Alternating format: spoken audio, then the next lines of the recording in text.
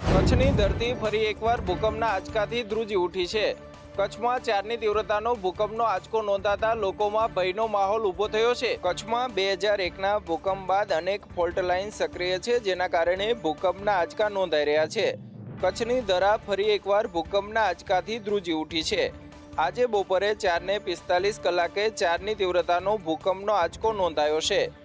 લોકોએ ભૂકંપનો અનુભવ કરતા ઘરથી બહાર નીકળી ગયા હતા। લોકોમાં ડરનો માહોલ ઊભો થયો હતો। ભૂકંપનું કેન્દ્રબિંદુ ભચાઉથી 21 કિલોમીટર દૂર નોંધાયું છે। કચ્છની સાઉથ વાગડ ફોલ્ટ લાઇન સૌથી વધારે સક્રિય છે, જેના કારણે ભચાઉ અને રાપર વિસ્તારમાં સૌથી વધારે ભૂકંપના આંચકા નોંધાઈ રહ્યા છે। સાઉથ વાગડ ફોલ્ટ લાઇન સૌથી વધારે સક્રિય છે, જેના કારણે ભચાઉ અને રાપર વિસ્તારમાં સૌથી વધારે ભૂકંપના આંચકા નોંધાઈ રહ્યા છે। અમદાવાદમાં શાળા સંચાલકો પાસેથી તોડ કરનાર આખરે ઝડપાઈ ગયો છે। તેના ઘરમાંથી ₹1 કરોડ રોકડા અને 400 જેટલી ફાઇલો જપ્ત કરવામાં આવી છે। જૂનાગઢના તોડકાંડ પછી ગાંધીનગરમાં વધુ એક તોડકાંડ સામે આવ્યો છે। ગાંધીનગરની 18 સ્કૂલોના ટ્રસ્ટીઓ પાસેથી આરટીઆઈ એક્ટિવિસ્ટ તોડ કર્યો હોવાની ઘટના સામે આવી છે। આરટીઆઈ એક્ટિવિસ્ટ 66 લાખ રૂપિયાનો તોડ કર્યો હતો। વિવિધ શૈક્ષણિક સંસ્થાઓમાં આરટીઆઈ કરીને જરૂરી વિગતો માંગીને તોડ કરતો હતો। સીઆઈડી ક્રાઇમે મહેન્દ્ર પટેલના ઘરે સર્ચ કરતા ₹1.5 કરોડ મળી આવ્યા હતા। ફરિયાદી પ્રવીણ ગજેરા પાસેથી 11 લાખ રોકડ પણ લીધા હતા। સુરત શાળા સંચાલક પાસેથી 66 લાખ રૂપિયા પડાવી લીધા હતા। મહેન્દ્ર પટેલ શાળાની મંજૂરી વિશે આરટીઆઈ કરી માહિતી માંગ્યા પછી તોડપાણી કરતો હતો। તો મહેન્દ્ર પટેલનો વૈભવી બંગલો અને મોટી એસયુવી પણ મળી આવી છે, જેની સાથે સોનાના દાગીના પણ મળી આવ્યા છે। રાજકોટમાં સટ્ટાકાંડને લઈને મોટા ખુલાસા થયા છે। લોધિકા સંઘના પૂર્વ ડિરેક્ટરનો નાણાં વ્યવહાર સામે આવ્યો છે।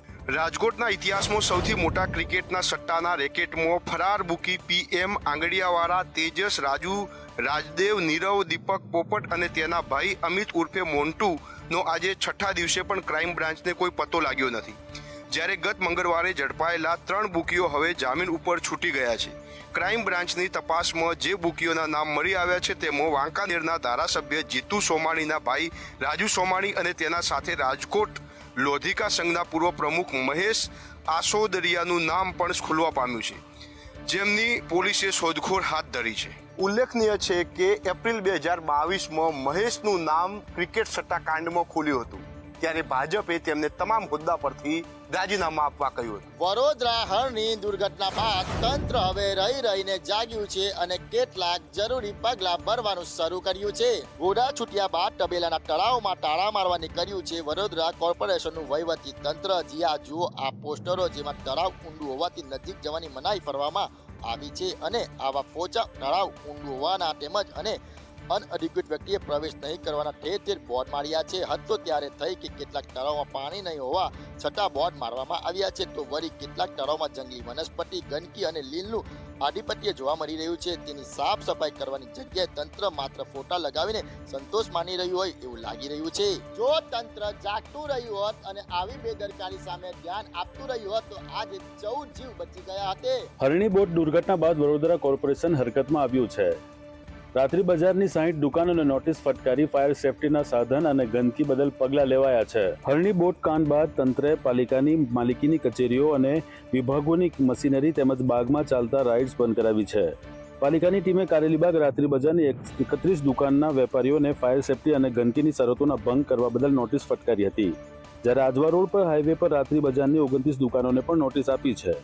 નોટિસમાં જણાવાયું છે કે રાત્રિ બજારની નાની મોટી દુકાનો 3 વર્ષ માટે ફાળવી છે। જો કે ફાળવણીની પત્રની 22, 25, 26 અને 34 નંબરની શરતનો વેપારીઓ દ્વારા ભંગ કરાયો છે। અધિકારીઓને ફાયર સેફટીના સાધનોનો અભાવ અને સ્થળ પર ગંદકી જણાઈ આવી હતી, તેમજ વધારે ટેબલો મૂકી દબાણ કરાયું હતું, જેને લઈને કાર્યવાહી કરાઈ છે। ગાંધીનગરમાં જીએસઆરટીસી ડ્રાઈવરની પરીક્ષામાં વિવાદ સર્જાયો છે।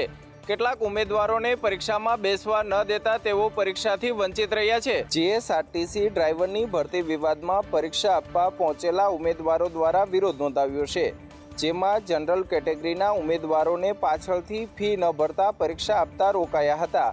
અગાઉ કોલ લેટર ડાઉનલોડ થતાં પહેલા 59 રૂપિયા ભરાવ્યા હતા, જ્યારે 250 પોસ્ટથી મોકલવાની સૂચના હતી।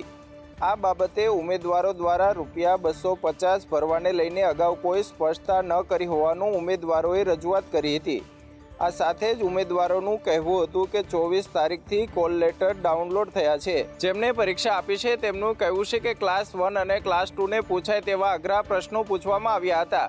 તેમનું કહેવું છે કે અઘરા સવાલોના જવાબ આપવા માટે સક્ષમ હોય તો શા માટે ડ્રાઈવરની પરીક્ષા આપીએ. સોમનાથના બીજા દિવસે પણ ડિમોલિશન યથાવત રહ્યું.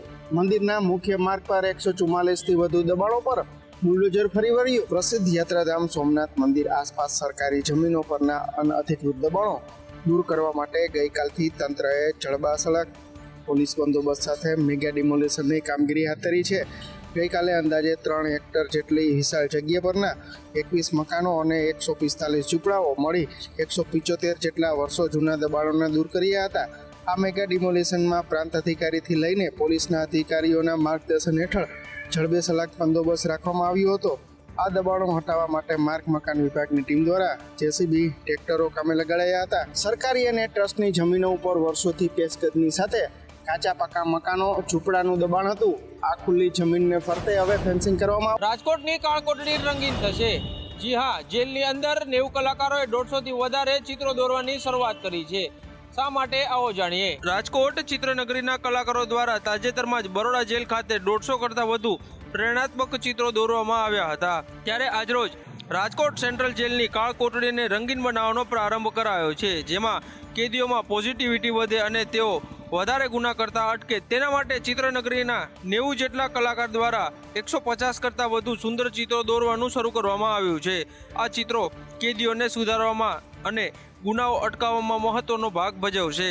રાજ્યના જેલ વડા રાવ સાહેબ અને એસપી વર્માના માર્ગદર્શનમાં આ નવતર પ્રયોગ હાથ ધરવામાં આવ્યો છે. જેલ હવે જેલ નહીં પરંતુ સુધારાત્મક ગૃહ છે. જે કોઈ અહીં કાચા કે પાકા કામના કેદીઓ આવે તે સારો સંદેશો લઈને જાય તે માટે પ્રેરણાત્મક ચિત્રો દોરવાનું શરૂ કર્યું છે.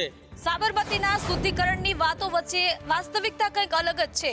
સાબરમતી નદીના તંત્રની બેદરકારીના દ્રશ્યો સામે આવ્યા છે. સાબરમતી નદીના શુદ્ધિકરણની વાતો વચ્ચે જુઓ વાસ્તવિકતા કંઈક આવી છે. પ્રથમ નજરે સાબરમતી નદી ક્રિકેટ ગ્રાઉન્ડનું મેદાન બની હોય એવું લાગે છે, પરંતુ આ તો સાબરમતી નદીએ તંત્રની બેદરકારીની લીલી ચાદર ઓઢી છે. ગંદા પાણીને શુદ્ધ કરવા અંદાજિત 85 લાખના ખર્ચ છતાં સ્થિતિ આવી જ છે. સાબરમતી નદીમાં ગંદકી અને લીલનું સામ્રાજ્ય યથાવત છે. હાઈકોર્ટની અનેક ટકોરો છતાં નદીની સ્થિતિ દયનીય છે. તો છેલ્લા 3 વર્ષમાં નદીના શુદ્ધિકરણ માટે રૂપિયા 282.17 કરોડનો ખર્ચ કરવામાં આવ્યો છે. જો કે આટલો બધો ખર્ચ કરવા છતાં પણ સ્થિતિ એ જ છે. ત્યારે સવાલ જરૂર થાય છે કે એએમસીના સત્તાધીશો ગ્રાઉન્ડ પર કેમ નથી આવતા? શું સત્તાધીશોનું કામ માત્ર ખુરશી પર બેસવાનું છે? સાબરમતી નદીની આ સ્થિતિ જોઈને અનેક સવાલો ઊભા થાય છે. ટેક્સ વસૂલો છો તો નદી શુદ્ધ કેમ નથી થતી? લોકસભાને લઈ ભાજપની કવાયત તેજ થતી જોવા મળી રહી છે. પાટીલે સુરતમાં ભીત ચિત્રણ કરી પ્રચારની શરૂઆત કરી છે. ભાજપ દ્વારા ઘરે ઘરે જઈને ભીત ચિત્રણ કરવાની કવાયત હાથ ધરવામાં આવી છે.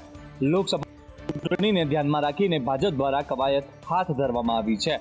ત્યારે સુરતમાં 26 લોકસભા સીટના મધ્યસ્થ કાર્યાલયોનું ઉદ્ઘાટન પણ કરવામાં આવ્યું છે અને સાથે જ તમામ લોકસભાની સીટો પર 5 લાખ લીડ મેળવવા માટે તૈયારીઓ પૂરજોશમાં ચાલી રહી છે. અહીં સુરતમાં ભાજપ પ્રદેશ અધ્યક્ષ CR પાટીલ સાથે ગૃહ રાજ્યમંત્રી હર્ષ સંઘવી પણ હાજર રહ્યા હતા અને સુરત ખાતે ગૃહ રાજ્યમંત્રી હર્ષ સંઘવી પણ જોડાયા હતા અને તેમને પણ ભીત ચિત્રણ કર્યું હતું. 2024ના લોકસભાના ઇલેક્શનની તૈયારી ગુજરાત પ્રદેશ ભારતીય જનતા પાર્ટીએ શરૂ કર્યું છે. આ જ કાર્યક્રમના ભાગરૂપે કેન્દ્રમાંથી મળેલી સૂચના મુજબ આખા દેશમાં દરેક કાર્યકર્તાએ પોતાના હાથથી દિવાલ ઉપર ફરી એકવાર મોદી સરકાર લખવું જોઈએ. કમળનું નિશાન ભલે વાંકું ચૂકવા હોય તો પણ એ કરવું જોઈએ, જેના કારણે એનું ઇન્વોલ્વમેન્ટ આવે. લોકસભાની ચૂંટણી પહેલા કોંગ્રેસે પણ હવે ફેરફાર કરવાનો તખ્તો તૈયાર કરી દીધો છે. 7 મહાનગરો અને 10 જિલ્લા સંગઠનોમાં ફેરફાર કરવાની નિર્ણય લઈ લીધો છે. લોકસભાની ચૂંટણીને લઈ ગુજરાતમાં ભાજપ અને કોંગ્રેસ તો આમ આદમી પાર્ટી સહિતના પક્ષો સક્રિય થયા છે. ભાજપે તમામ 26 લોકસભાની મધ્યસ્થી ચૂંટણી કાર્યાલય ખોલી દીધા છે, તો બીજી તરફ જ્યારે કોંગ્રેસે પણ ભરૂચની સીટથી ચૈતર વસાવાના ઉમેદવાર જાહેર કરી દીધા છે. આ દરમિયાન કોંગ્રેસ પણ ચૂંટણીને લઈને કમર કસી રહી છે. તો લોકસભાની ચૂંટણી પહેલા કોંગ્રેસના શહેરી વિસ્તારમાં સંગઠનમાં ફેરફાર થશે. 7 મહાનગરના પ્રમુખ બદલવાના નક્કી છે.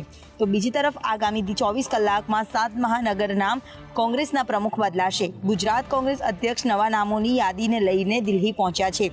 સંગઠન પ્રભારી મુકુલ વાસનિક સાથે ચર્ચા કરી ઉમેદવારોની યાદી જાહેર કરવામાં આવશે. શહેરની સાથે કેટલાક જિલ્લા પ્રમુખો પણ બદલાશે, જ્યારે આગામી દિવસમાં જાહેરાત કરવામાં આવશે. લોકસભાની ચૂંટણી પહેલા કોંગ્રેસને મોટો ઝટકો લાગ્યો છે. લોકસભાની ચૂંટણી પહેલા કોંગ્રેસના બે મોટા હોદ્દેદારોએ રાજીનામા આપી પક્ષ સાથે છેડો ફાડ્યો છે. અમદાવાદ જિલ્લા કોંગ્રેસના પ્રમુખ બળવંતસિંહ ગઢવીએ પક્ષમાંથી રાજીનામું આપ્યું છે. આપને જણાવી દઈએ કે વર્ષ 2022ની વિધાનસભાની ચૂંટણીમાં બળવંતસિંહ ગઢવી વટવા બેઠક ઉપરથી ચૂંટણી લડ્યા હતા. આ તરફ ગુજરાત ઓબીસી સેલના પ્રમુખ ઘનશ્યામ ગઢવીએ પણ કોંગ્રેસમાંથી રાજીનામું આપ્યું છે. રામ મંદિરની પ્રાણ પ્રતિષ્ઠાનું આમંત્રણ કોંગ્રેસે ન સ્વીકારતા રાજીનામું આપ્યા હોવાની વાત કરવામાં આવી રહી છે. ઘનશ્યામભાઈ પણ સોમવારે ભાજપમાં જોડાશે. ચારણ સમાજના અગ્રણીએ કોંગ્રેસ સાથે છેડો ફાડતા પક્ષ તૂટવાનો સિલસિલો યથાવત રહ્યો છે, તો ઓબીસી સેલના અન્ય હોદ્દેદારો અને જિલ્લા સમિતિના અંદાજિત 200થી વધુ કાર્યકર્તાઓએ પણ રાજીનામા આપ્યા છે, જે આવતીકાલે વિધિવત રીતે ભાજપમાં જોડાશે. આ બંને નેતાઓ આવતીકાલે તેમના કાર્યકર્તાઓ સાથે ભાજપમાં જોડાશે અને હજુ પણ કોંગ્રેસમાંથી વધુ રાજીનામા પડે તો નવાઈ નહીં. વાત સવારે રાજીનામું આપતા નીતિશ કુમારની અને સાંજે મુખ્યમંત્રી તરીકેના શપથ લેતા વખત. એ નીતિશ કુમાર કે જેવું કહેતા હતા કે મરી જઈશ પણ ભાજપમાં નહીં જાવ, તેઓ આજે વિધિવત રીતે ભાજપમાં જોડાયા છે. છેલ્લા ઘણા સમયથી બિહારની રાજનીતિમાં નવા જૂનીના એંધાણ વર્તાઈ રહ્યા હતા અને અંતે એ જ થયું. નીતિશ કુમાર આરજેડી કોંગ્રેસ સાથેનું ગઠબંધન તોડી અને એનડીએમાં સામેલ થયા છે. બિહારમાં નીતિશના પલટાથી નવી સરકાર આવી ગઈ છે. આરજેડી સાથેનું ગઠબંધન તોડ્યા બાદ રાજીનામું આપી અને આજે નીતિશ ભાજપના ટેકાથી સરકાર બનાવી અને 9મી વખત બિહારના સીએમ પદના શપથ લીધા છે. પટનાના રાજભવનમાં આયોજિત શપથ ગ્રહણ સમારોહમાં રાજ્યપાલ રાજેન્દ્ર આર્કેલરે નીતિશ કુમારને સીએમ પદના શપથ લેવડાવ્યા છે. બિહાર ભાજપ અધ્યક્ષ શ્રી સમ્રાટ ચૌધરી અને વિજય સિંહાને નીતિશ સરકારમાં ડેપ્યુટી સીએમ બનાવાયા છે. આ સાથે આપણે જણાવી દઈએ કે નીતિશ કુમારે વર્ષ 2015માં કોંગ્રેસ અને આરજેડી સાથે ગઠબંધન કર્યું હતું અને ત્યારબાદ વર્ષ 2015માં તેઓ ફરી એક વખત એનડીએમાં પરત ફર્યા હતા. ગુજરાતમાં સૌ પ્રથમ વખત ફિલ્મફેર એવોર્ડનું આયોજન કરવામાં આવ્યું છે. તેમાં 3 વીઆઈપી ગેટ, 300 બેરિકેડ્સ અને 1000 પોલીસ કર્મીઓ તૈનાત કરવામાં આવ્યા છે. હાલમાં ગિફ્ટ સિટીમાં યોજાનારા ફિલ્મફેરના સ્થળ પર પહોંચવા સુધીના ચારે બાજુના રસ્તા પર 300 બેરિકેડ્સ મૂકવામાં આવ્યા છે. આ સાથે જ રસ્તાની બાજુમાં પાર્કિંગ સિવાય પડેલી કારને ટોઈંગ કરવા માટે 10 ક્રેન કાર્યરત કરવામાં આવ્યા હોવાનું આધારભૂત સૂત્રોએ કહ્યું હતું. ફિલ્મફેરમાં મોટી સંખ્યામાં સેલેબ્સ આવવાના હોવાથી 3 વીઆઈપી ગેટ નક્કી કરવામાં આવ્યા છે. પીઆઈ, પીએસઆઈ સહિત 100 અધિકારીઓની ટીમ બનાવવામાં આવી છે અને તેમના હેઠળ 1000થી વધુ પોલીસ કર્મીઓ ગિફ્ટ સિટીની આસપાસ તૈનાત કરવામાં આવ્યા છે. આ ઇવેન્ટમાં બોલિવૂડ સ્ટાર્સ અને ભારતીય સિનેમામાં મહત્વપૂર્ણ યોગદાન આપનારા કલાકારોનું પ્રદર્શિત કરવામાં આવ્યું છે. ફિલ્મફેર એવોર્ડમાં ગાંધીનગર પધારેલા બિગ સ્ટાર્સના કારણે ચારે તરફ ઉત્સાહનો માહોલ જોવા મળી રહ્યો છે.